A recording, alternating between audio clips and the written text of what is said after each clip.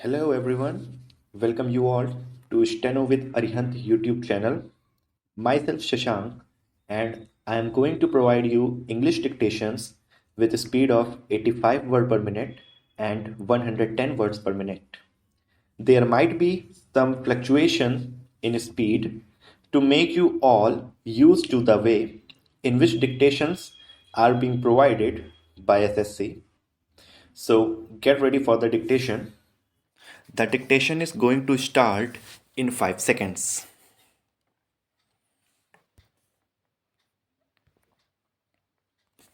Mr. Deputy Chairman, sir, before beginning my speech on the budget, I would like to associate myself with the other gentlemen without boarding any speculation in condemning the incident which was referred to earlier.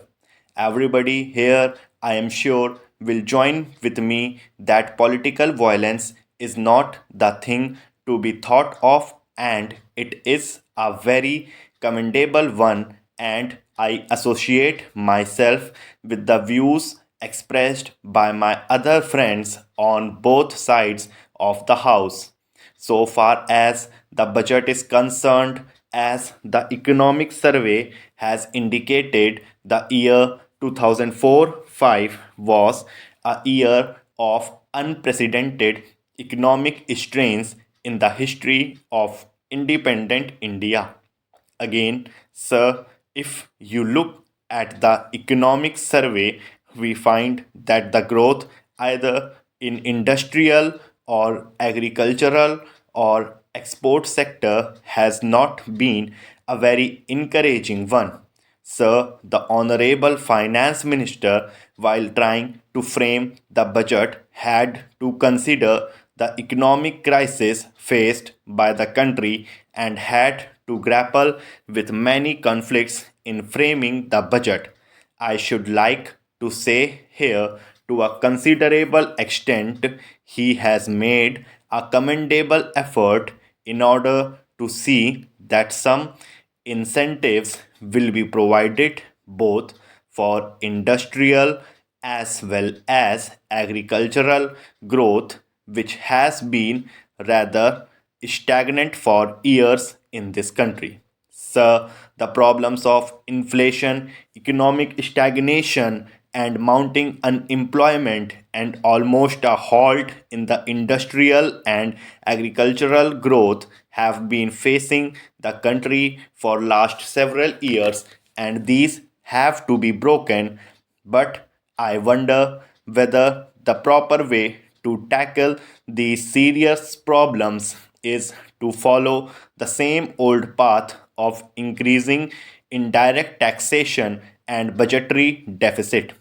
If you look at the figures, we find the deficit of rupees 126 crores, which was estimated by the previous finance minister for the year 2004-5, has now revealed itself not to remain at rupees 200 crores but has actually risen to rupees 600 crores, even though I admit that a substantial part of it is because of food, fertilizers, and oil imports, which in any case had to be done and which may not add to the inflationary tendencies.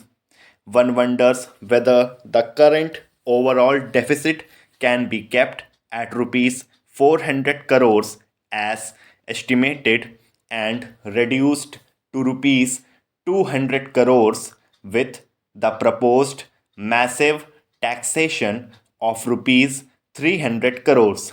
Sir, the inflationary nature of this massive dose of taxation has to be very seriously viewed, especially in view of the second dose of impost with which the finance minister had to come out in the middle of the last year, which amounted to nearly rupees 100 crores against the impost of the previous finance minister for resource raising on top of the previous one, which gathered nearly rupees 800 crores to rupees 1000 crores by way of central taxes, railway taxes, posts and telegraphs levies, and also taking into consideration the many deficit budgets of the different states, I am sure will result in backbreaking burden for the people. Sir, the impost on consumer items has added a further burden on the common man.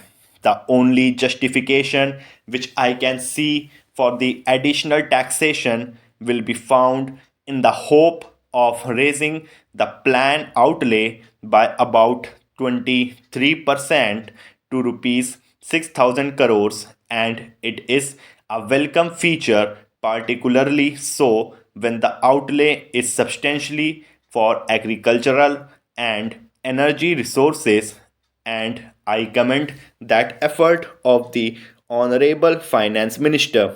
Sir, we find that agriculture and the energy resources have been stagnating for a couple of years, and the investment there has not been a considerable one.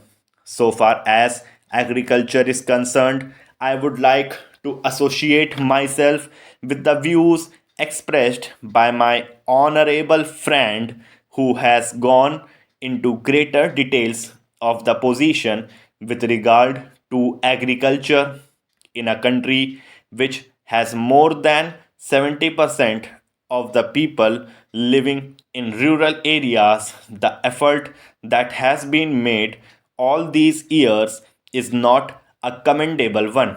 And if you compare it with the development in the urban areas, it has been rather a very neglected one.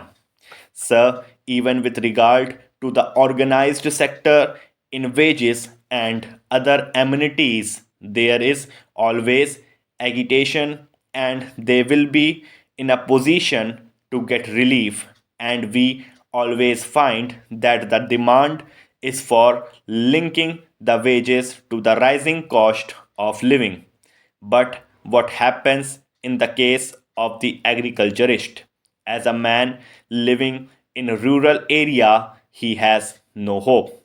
Whether whatever be the rising cost of living, he has to eke out a living with whatever he can produce out of the paltry piece of land that is available to him.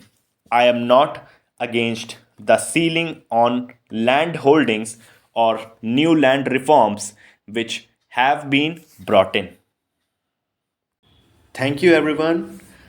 The dictation has been provided in the PDF form in the given description box. If you find the video useful, press the like button, do subscribe the channel, and hit the bell icon to get all new updates. Thank you.